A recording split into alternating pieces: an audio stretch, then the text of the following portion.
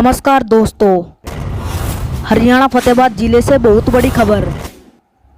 फतेहाबाद के तहसील भट्टू के गांव बनावाली में संत रामपाल जी महाराज जी के आदेश अनुसार पुस्तक प्रचार सेवा हुई। पुस्तक सेवा के दौरान ज्ञान गंगा और जीने की राह 20 से 25 पुस्तकों की सेवा हुई और आध्यात्मिक ज्ञान का गोला 150 के लगभग पुस्तक सेवा हुई। इस प्रकार परमात्मा की प्यारी आत्माओं तुम पुनः इस तत्व ज्ञान से परिचित होगे, फिर देखना कितना आनंद आया करेगा। परमात्मा की वाणी अब तुम तैयार हो जाओगे, फिर आपको ये सदग्रंथ बना कर देंगे।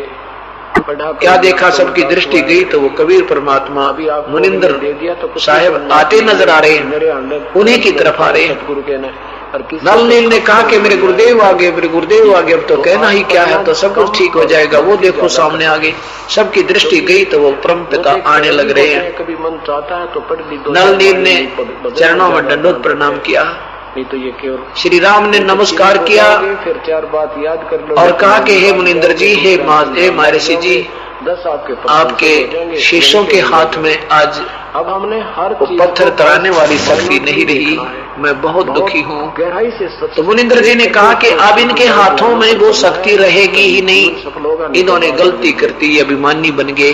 तो अब अहंकार अभिमान से भगवान सैकड़ों कोस रहता है। अब वो समय आ अभिमान जिसमें अहम जरा सा भी आ गया, चाहे किसी धर्म धन का आ जाए, चाहे उसके पुण्य का आ जाए, चाहे पद का आ जाए, चाहे किसी संतान का, चाहे राज का, जिस दिन अहम प्राणी में आ गया भगवान सौ कोस खड़ा हो जाएगा उस दिन। चाहे कितना दान कर रखा हो, चाहे कितनी भक्ति कर रखी हो, चाहे कितना भी कुछ कर रखा हो उसने।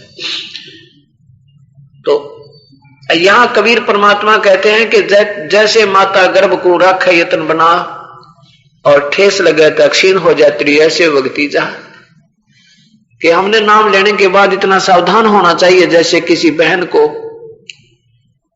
विवाह के कई वर्षों बाद गर्भ रहा हो और फिर वह रातों दुखी हुआ करे, चिंतित होती रहती है, बड़ी सेफ्टी रखती है, बड़ी केयर करती है।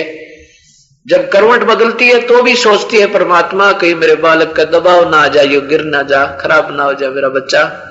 रात को भी घबरा कर उठ जाती है कि दाब तो नहीं आगी, ऊंचे नीचे में पैर तो नहीं रख दिया, और वो फिर उस बच्चे को पूर्ण कर लेती है, बड़ी अपना मेहनत सफल कर लेती है, फिर उसको आनंद होता है। ऐसे ही नाम उपदेश लेने के बाद हमने इतना चिंतित होना चाहिए किसी भी कारण से मेरा नाम ना टूट जाए, भक्ति ना बिगड़ जाए मेरी। हमने इतना सियाना, इतना महत्व समझना चाहिए जैसे उस बहन ने उस बालक का समझ रखा है। जैसे माता गर्भ को रखा यत्न बना और ठेस लगे तो क्षीण हो जाती, ऐसे भक्ति जा। तो नल नील ने वह ठेस लागी, वो भक्ति गिर गई उनकी, वो भक्ति खराब होगी। तब श्री रामचंद्र जी ने कहा कि हे रिसीवर, जब आप अपने शिष्यों को आदेश दे सकते हो आशीर्वाद, आज मेरे जैसा दुखी प्राणी कोई नहीं इस पृथ्वी पर। पहले तो मौसी ने वनवास दिया, आंखों में पानी भरकर श्री रामचंद्र जी उस परमात्मा के सामने ये याचना कर रहे हैं। पहले तो मौसी ने श्राप हमें वनवास दिला दिया, मेरे पिता की मृत्यु होगी, मेरे वियोग में चौबारे से चढ़कर मेरे पिता मर गए, और आज मेरी पत्नी का अपहरण कर लिया इस रावण ने। हे प्रभु मेरे पर दया करो कुछ। तब कबीर साहब ने कहा, रामचंद्र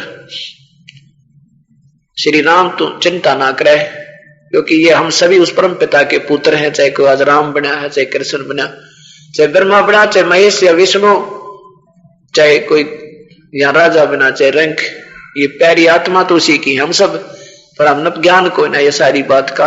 और उस माँ बाप को, पिता को पता होता है ये मेरे बच्चे हैं, उनके लिए वही घूमता फिरता है।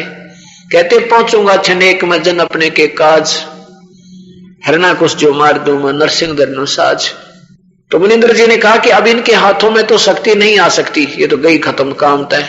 अब मैंने इस एक पहाड़ सा थोड़ी सी दूरी पर वो बड़ा पहाड़ दिखाई देता, उसके चारों तरफ एक रेखा खींचती है,